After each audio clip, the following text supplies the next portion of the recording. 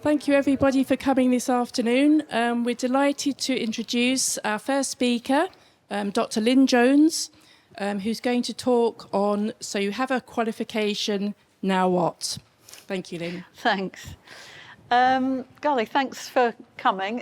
Didn't expect it to be so crowded. Just so I get a gauge of who the audience are, how many of you are school level people here? Okay, and is everybody else graduate? No? Complete mixture. Okay. Well, I've kind of catered for that, so just bear with me. So this talk is normally 1 hour, and I go around the country, mostly to universities, some schools, talking about furniture as a career option in its broadest sense. So, but I've edited it down for this talk, down to 15 minutes. So I've got it down to 5 points, of which I'm trying to stick to 3 minutes to each. So it'll be a bit of a whirlwind. So before I start, I just wanted to say I will run out of time. So do kind of make sure that you pick up my details and stay in touch.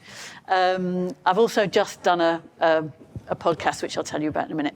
But first of all, who am I? I have spent all of my working life in the furniture industry. In 1981, I went to Nottingham Trent to do a degree in furniture design, which was a 4-year degree, and it still is.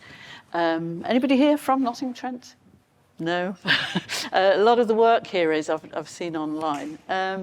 Anyway, that's a bit about me. And then I was a designer. After I graduated, I was a furniture designer in industry, before going into education, where I became a lecturer, and then eventually I was head of department of furniture at a very large furniture department in High Wycombe.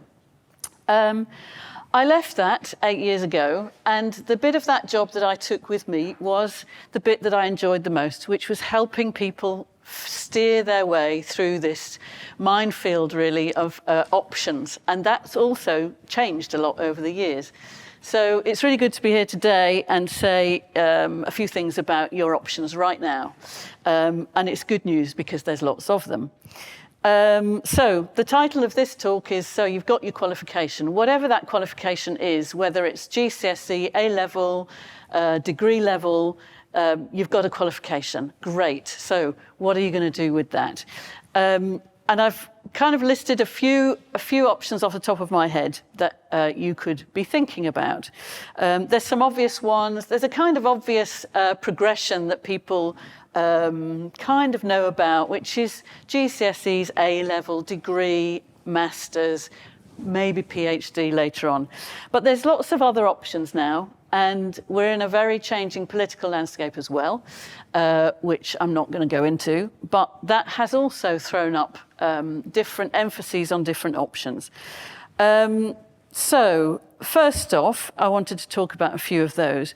So post-school level, and I know lots of people who know much more about these things than I do, but the apprenticeship level and City and Guilds level is typically something that people choose to do, particularly City and Guilds, instead of A-levels. And you know, a lot of emphasis is often on go and do A-levels and then go and do a degree. That is a great way to go, but it's not the only way. And some of the apprenticeships that are increasing in numbers at the moment are really attractive. One of the big attractions about apprenticeships is that you earn while you work. You might not earn a huge amount, but you might you know, it gets you on the ladder. So have a look at apprenticeships, have a look at City and Guilds courses, things that are at your local colleges. So I visit some of those colleges and they do amazing things. So don't kind of let people tell you that doing an apprenticeship or a City and Guilds course at a local college isn't as good as A-levels. It's an alternative. It's a good alternative, and it's getting to be a better one as I keep seeing them. But then an obvious one is doing a BA, doing a BSc. So a BA is tends to be historically a more creative side of a degree course, whereas a BSc is more technologically driven. Maybe if you're more of an engineering interest in design, then BSc courses can help you go a bit more down a technical route. And then following that, MAs and MScs, same kind of thing, higher level. But other options I did want to mention are, there are short courses. There's an increasing number of really good short courses. Some of them are funded, some of them are charities, and they're not always very costly. So if you're interested in doing a short course, particularly after you've done a degree, if you've done a degree and you really want to focus on making, then there's some really good short courses that have funding attached to them. Other things that people think about doing, and I also now do advise people on their careers, whether that's going to get a job or getting another course or going travelling. People say to me, oh, I want to go travelling, but I don't know if that'll look bad on my CV. It won't. You can make it part of your whole research for your life. So travelling is another option if you can afford it. So those are some of the options in terms of, so you've got a qualification, where can you take it? For all of those things, you're going to need some fundamentals. Some of the things that you will have inevitably heard of, like having a CV, having a portfolio, having a personal statement. Those things are all pretty traditional titles, and they're increasingly up in the air for change. So the term CV, what is a CV now? It's not what it used to be. It's much shorter typically, and I work with employers to find out what they're after too. And those things are, I'm hesitating because I don't want to say you have to have a CV. You have to have something, usually a digital piece of paper that tells somebody who you are and what you're about. And that, for furniture people, that has to be designed by you, particularly if you're going into a design career. So that bit of paper, and I've bought a couple of examples if anybody wants to see those later, is effectively your CV. But it doesn't have to be 10 pages long, everything you've done, every part-time job you've had. It doesn't have to be. It's got to be an edited version, very carefully designed by you. And that's one of the things I help people do. So the other thing about a CV, of course, it lists your qualifications, your skills, and things about you. But it's really important that it tells people, whether that's an employer or an MA course that you're applying for, it tells people more about you as a person. So there's this thing that some schools and colleges call a personal statement or a personal summary. And that's really important. It's important that it's not really long. It should be, in my world, a paragraph that sits in the body of an email, that is 5 lines of an email long. It's got to be really sharp and succinct and focused. And the whole point of the CV, including that statement, is that it's making somebody want to meet you. So it's a bit like dating, actually. It's a bit like, how am I going to do this profile of myself on this blog or on this website or sending to somebody, and it's going to make them want to meet me. And that's what people don't often get. They just think it's really important to write all my skills down. That is important, but it's equally, if not more important, to be telling people who you are and what you're about. Do stop me if you want to, because I'm conscious of time. So CV, portfolios, I can talk about forever, but I won't. Shouldn't be more than 10 or 15 slides or pages. I had one yesterday that was 65 pages. No employer is going to look at that. They're busy people. They haven't got time. You've got to get editing your work so it's really focused. Don't put 10 drawings of a technical drawing of a cabinet in. Put one in. Put the best one in. People just want to tick that box in their head. They don't want to see endless amounts of work. Your personal statement, part of your CV, has to shine. It has to make you stand out. All of you might be applying for the same job. Why are you going to get noticed and the person next to you isn't? So the statement has got to be really crafted as well, so that you stand out against other people. So next thing is work. The world of work is massive in the furniture industry. The furniture industry is booming at the moment. There is an awful lot of work about. So it's a very good time to be choosing furniture as your career choice. Employers are desperate for furniture makers, CAD designers, particularly with good CAD skills, but not just CAD people who are good at the whole gamut of CAD work, from rendering to very detailed technical production drawings. There's a shortage of those people. So you are in a good position, even though it's still relatively competitive.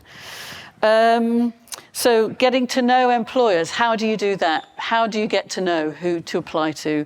You get to know through organisations like mine. I've brought some cards that you can connect with me. Through the furniture makers who are starting my furniture career, I think, as we speak. Where are we? Today, I think, which is great. Connect to that. Connect to anyone who is going to be a good person to have on your network who can help you. I give free advice to any graduates or anybody looking for career advice, even if you're not applying for one of my jobs, or because I list all my jobs on my website too. Just get in touch. I will reply to everybody. I get hundreds of emails, but I do get through them all. My phone number is also on my details, so just pick up a phone. So that was my fourth point. My fifth point is research, doing your research. You're all leaving college or school and you've done research of some sort.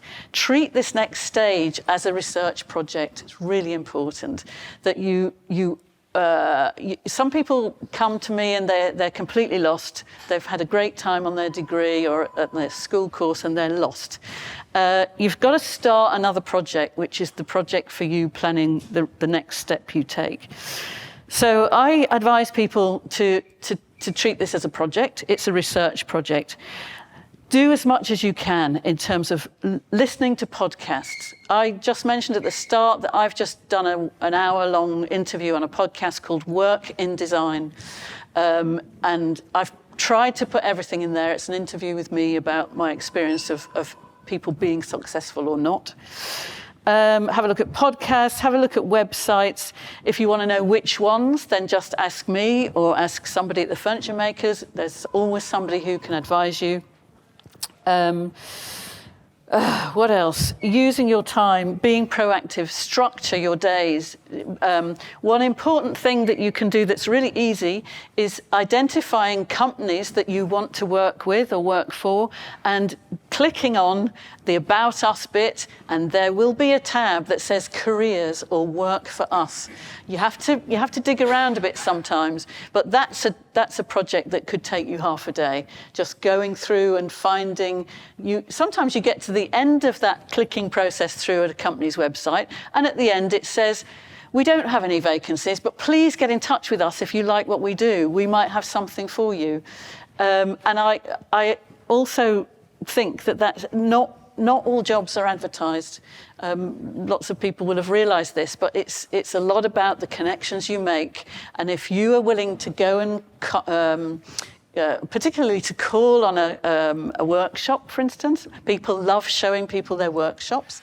Just knock on the door. Companies say to me, why don't people just knock on the door and come and say, are you looking for people? I think in the age of social media, people don't do that anymore. And employers get too many emails, so don't think that if you send an email with your information that somebody will read it. A lot of things don't get read. But one of the key things you can do that it's a generational thing I think as well at the moment is actually speaking to somebody on the telephone. A lot of employers really don't mind and will welcome you phoning them. I do. If people phone me and they're in a desperate situation because they don't know what to do about a job they're going for, and they phone me, I'm absolutely delighted to give them 10 minutes of my time. It's not something to be afraid of. I think a lot of people are scared of actually speaking on the phone rather than typing on the phone. So that would be a top tip of mine, is to call people when you've found them. I think that was all my points, and I think that's all my time. I was going to say, has anybody got any immediate questions? I am going to stay behind a bit at the end if anybody wants to talk to me. If you want to talk to me after this event, take my details. I now do this 100% as my business, which is helping people find the right employer, essentially. But equally, if you're looking for which master's course, I ran a master's course for 20 years, so I know which master's course are, some are better than others. If you want advice on master's courses, give me a shout.